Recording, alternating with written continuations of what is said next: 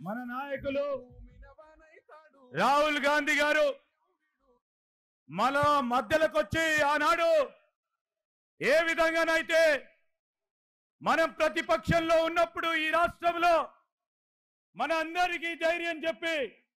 ముందుకు నడిపించి వారితో పాటు సోనియా గాంధీ గారు ప్రియాంక గాంధీ గారు వచ్చి ఇదే తుక్కుగూడలో ఇదే రాజీవ్ గాంధీ గారి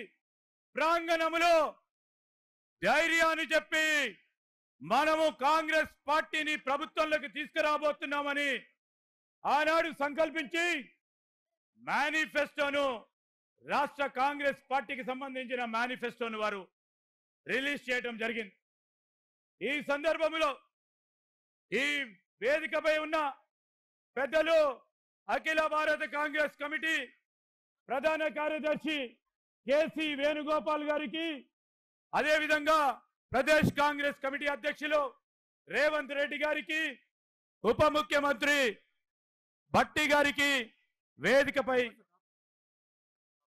వేదికపై ఆసీనులైన గౌరవ సహచర మంత్రివర్గ పెద్దలు, మాజీ పిసిసి అధ్యక్షులు, పార్లమెంటు నియోజకవర్గ అభ్యర్థులు, సీనియర్ నాయకులు, గౌరవ శాసన సభ్యులు, గౌరవ శాసన మండలి సభ్యులు, పార్లమెంట్ సభ్యులు, ఈరోజు వేదికపై కూర్చున్న ప్రదేశ్ కాంగ్రెస్ కమిటీకి సంబంధించిన ప్రధాన నాయకులతో పాటు లక్షలాది మంది ఈరోజు బూత్ నుంచి రాష్ట్ర స్థాయి వరకు నాయకత్వం వహిస్తా ఉన్న కాంగ్రెస్ కార్యకర్తల నాయకులందరికీ మరొకమారు హృదయపూర్వకంగా స్వాగతం పలుకుతూ మన నాయకులు రాహుల్ గాంధీ గారు ఈ సందర్భంలో మనకు సంబంధించి దేశ ప్రజలకు సంబంధించి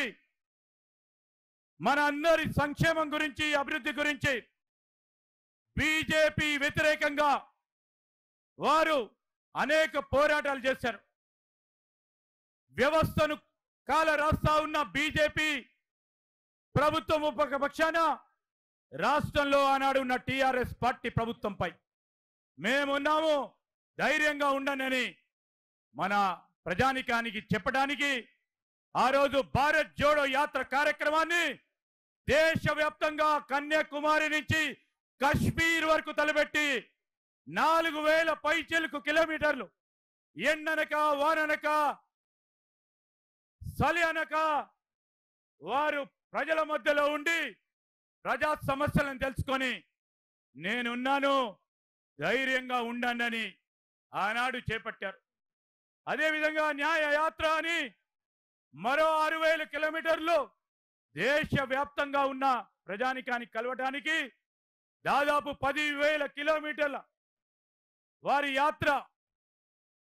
ప్రతి ఒక్కరిని కలుసుకునే కార్యక్రమంలో యువకులను, మహిళలని, వృద్ధులని, రైతులని, కార్మికులని, ఈరోజు బీసీ, ఎస్సీ, ఎస్టీ వర్గాలకు సంబంధించిన అందరినీ కూడా కలుసుకునే ప్రయత్నం చేశారు. చేసి ఈరోజు వారు రేపు కాబోయే ప్రధానమంత్రిగా మన అందరికీ పెద్ద దిక్కుగా ఈ భారతదేశ సామరస్యాన్ని కాపాడడానికి వారు ఈరోజు న్యాయ పత్రాన్ని విడుదల చేయడానికి ఈరోజు రావడం జరిగింది. అదే దేశ స్థాయిలో ఉన్న కాంగ్రెస్ పార్టీ మేనిఫెస్టో. ఈరోజు వారు చెప్తా ఉన్నది ప్రధానంగా ఆనాడు చెప్పారు, మన రాష్ట్రానికి వచ్చినప్పుడు బలహీన వర్గాలకి కుల గణన, ఈరోజు కుల గణన చేస్తాము, ఓబీసీలకు సంబంధించి సెన్సస్ చేపిస్తామని చెప్పి ఈరోజు కాంగ్రెస్ పార్టీ పక్షాన ముఖ్యమంత్రి రేవంత్ రెడ్డి గారు,